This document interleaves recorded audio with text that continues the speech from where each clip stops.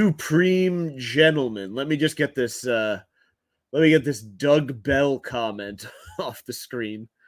This is Elliot Roger, the Supreme Gentleman. And the reason he's on here, we have a big problem in this country. Big problem. Why more U.S. men are falling victim to Japan's antisocial hikikomori trend. You heard it. That's right, fellas. Big problem. In Japan, an estimated 1.5 million people, among them, many of them young men, now live in complete isolation. Isolation. The problem has grown so severe that the Japanese have a term for it, hikikomori, one who literally withdraws from society. Some 6,000 miles away, the United States is experiencing its own form of hikikomori. What they're saying is that we are a country full of low-T cucks. And I'm surprised that this is a problem in Japan. I lived in Japan for a few years, and they don't give off the cuck vibe.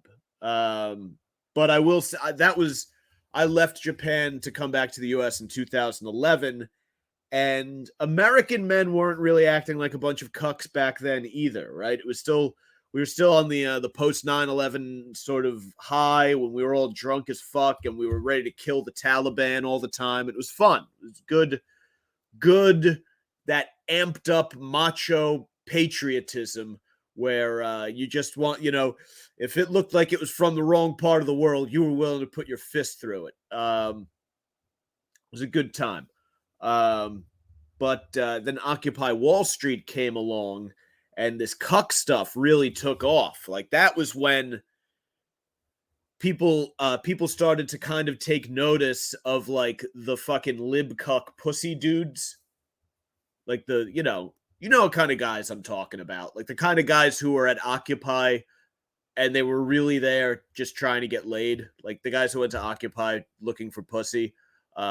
Those guys have just evolved into like half the fucking male landscape has decided that their best bet to settle down and procreate is to act like it was the greatest tragedy of their life when Hillary Clinton lost the election, because that is the only thing they can present to a woman. They don't have tea. They're a bunch of low T cucks. And being a low T cuck really took off.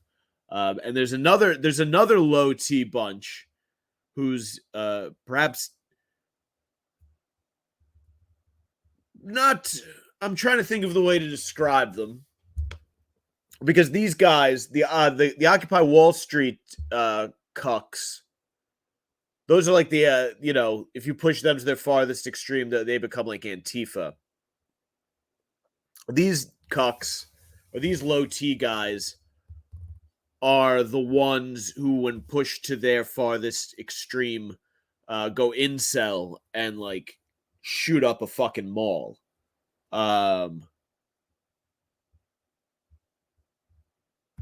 Which also seemed to take off around the same time. So whatever it is, that was really when America lost its erection.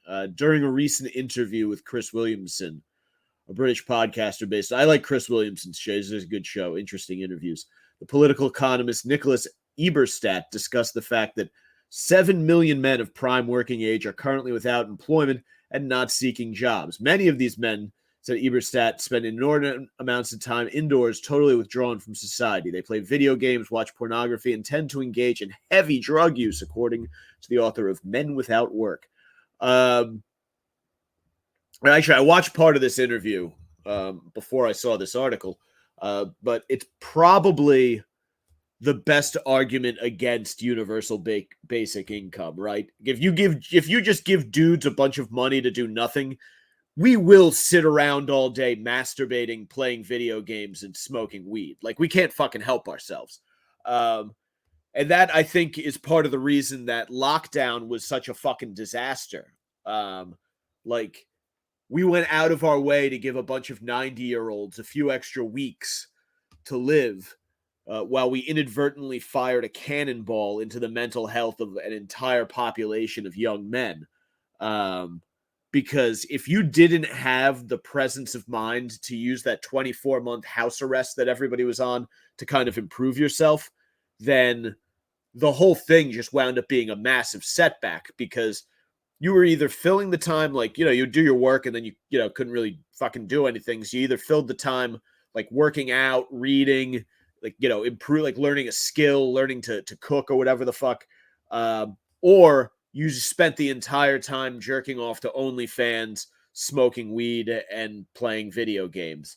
And if you spend 24 straight months doing that, and you just kind of fall into the comfort of what that can be, like the very numbing comfort of the feedback that comes from all of those things, it's really, really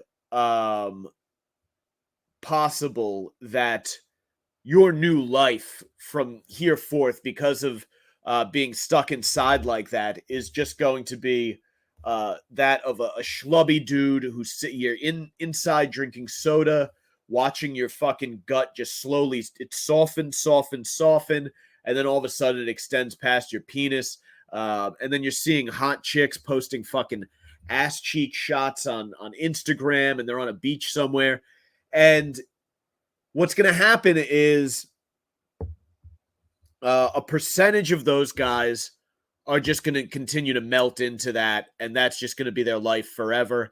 And they're going to become kind of like the castrati, right? Like they're so emasculated, and just, they're not even emasculated.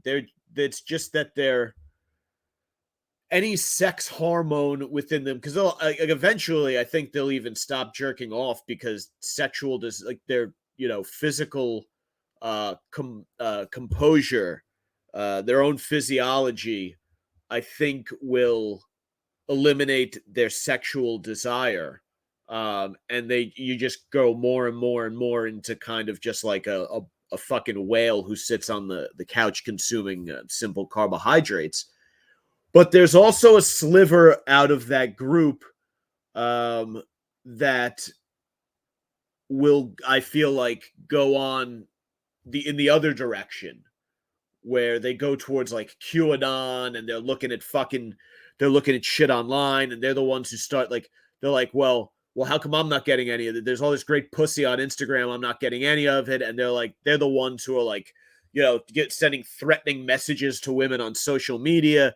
And then, the rage just builds, and they go, instead of becoming sort of anesthetized by that lifestyle, it turns into a stimulant for them. The same way like Adderall for some people puts them through the fucking roof, and other people it helps like settle down.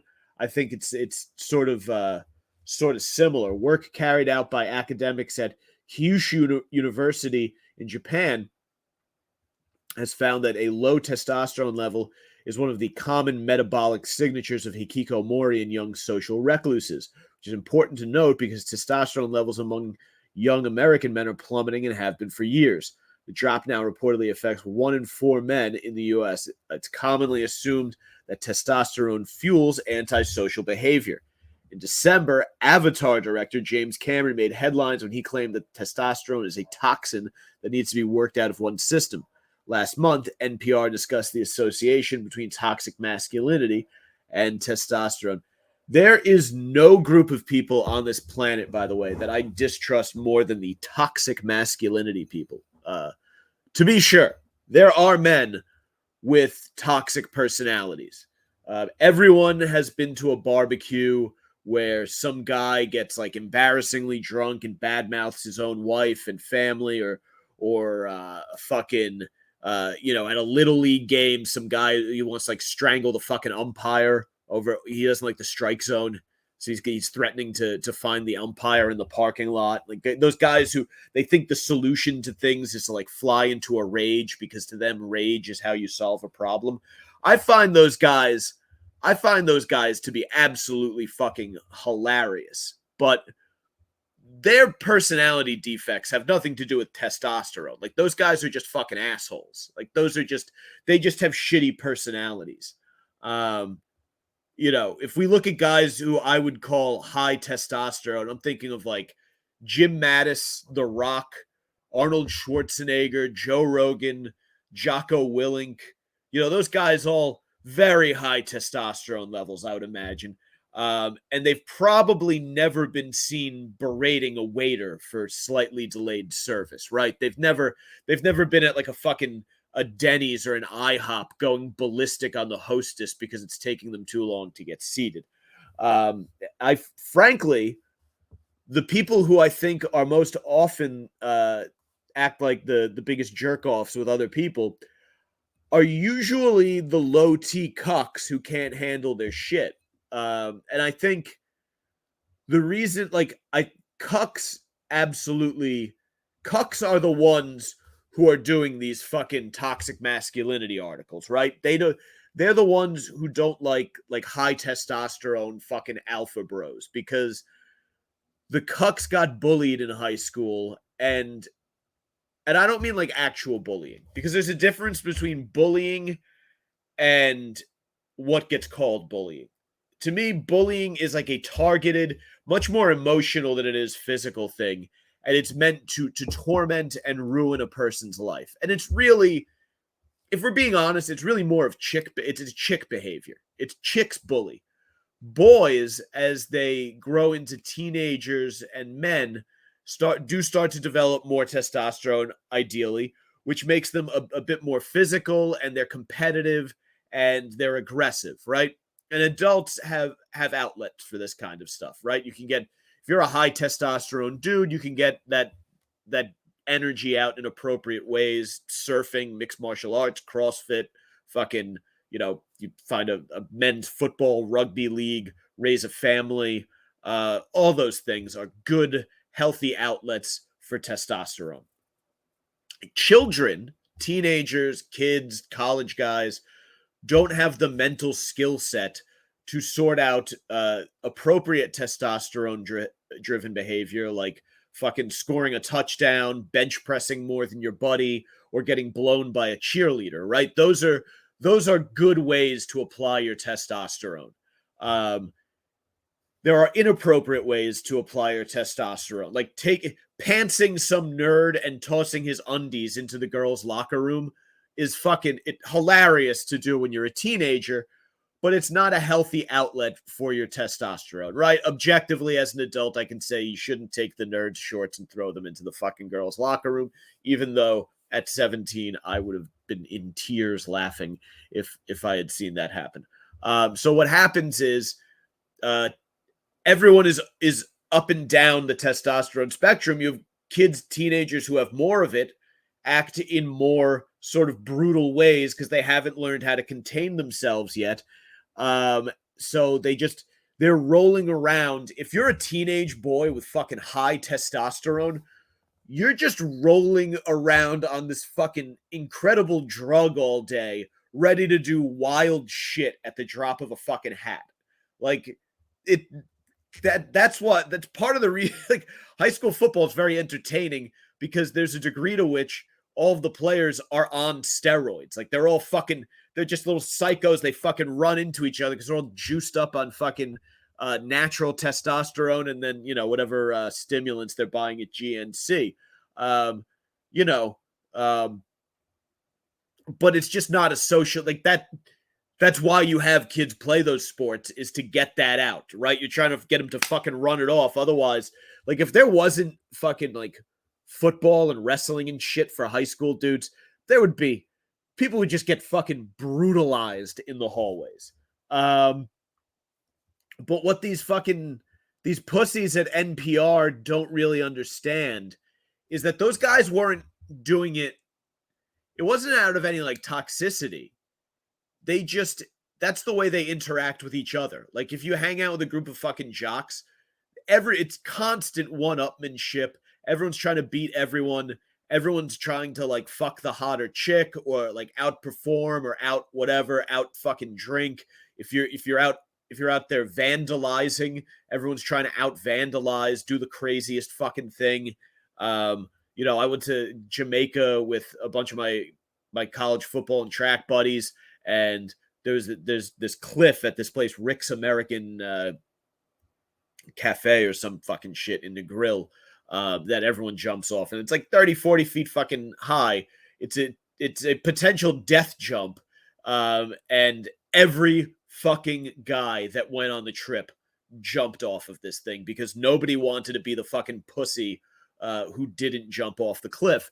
And that's the daily reality for that sort of subset of the population.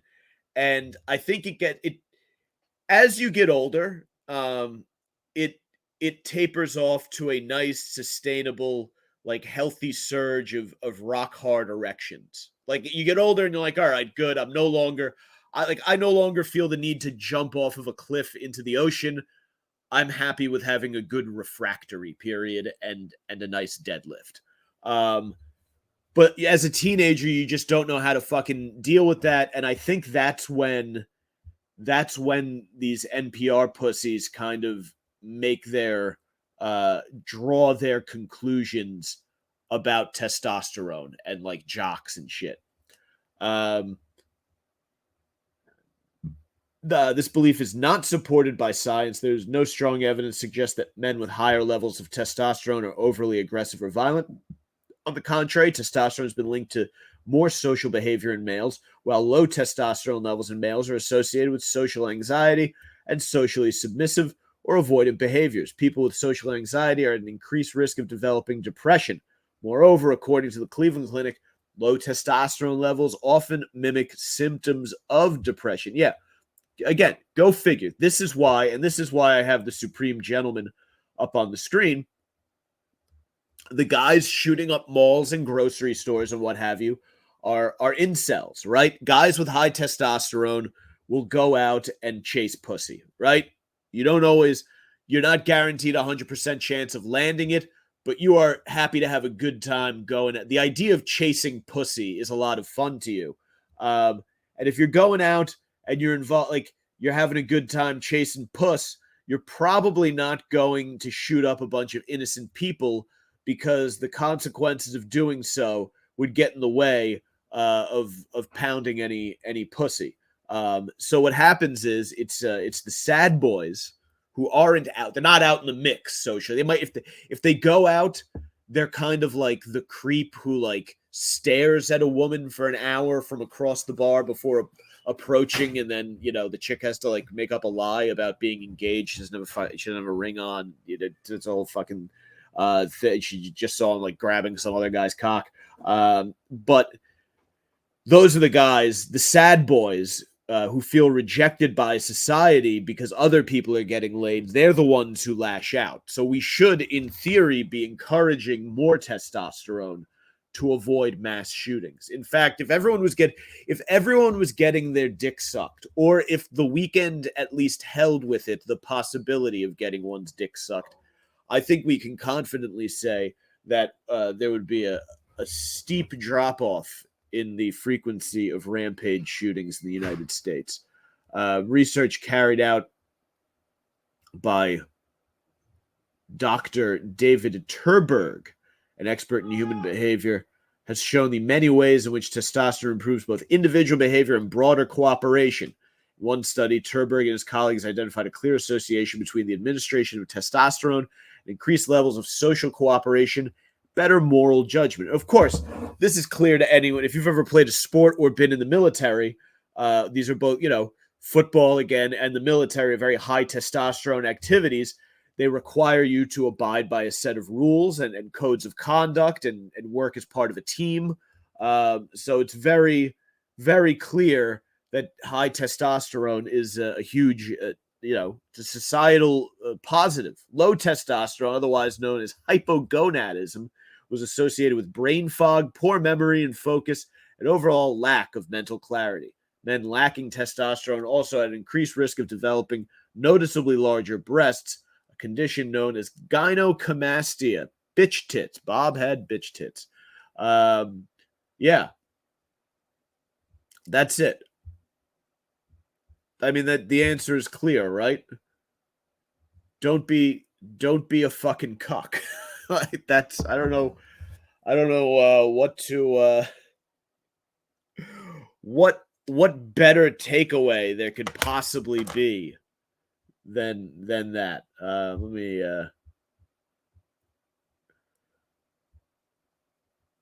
Let me get the fucking let me get this out of here. Supreme gentleman. Um let's see. There they are. Hello, ladies.